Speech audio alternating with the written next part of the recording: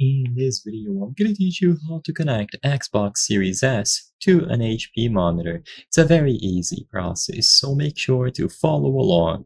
In this video, I'm going to give you easy to follow instructions on how to connect any Xbox console to any HP monitor. So regardless of the model of monitor or console that you have, you will be able to connect and use them both together. To establish this connection, primarily it will be done using an HDMI cable. So if you have a modern HP monitor, it should have an HDMI port, and this is the recommended method.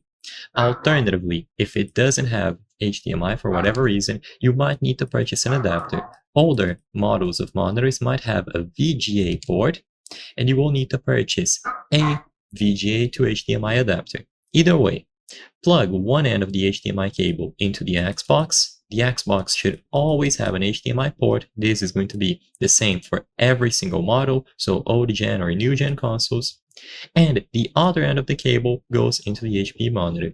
If you are using HDMI, it's going to be as simple as plugging it like this directly. So one end of the cable into the console, the other one into the HP monitor.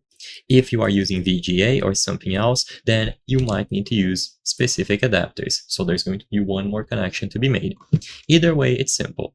After this, just make sure that the HP monitor is receiving power, usually from an external power supply.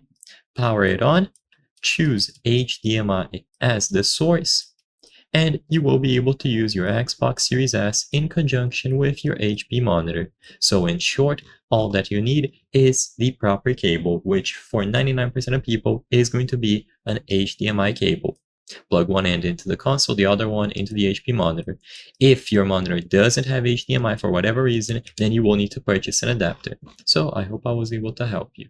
If this video helped you, please consider subscribing. As you can see, according to the channel metrics, 83% of the people watching our videos are not subscribed. By subscribing, you can help us make higher quality videos. Thank you for watching, and I'll see you on the next one.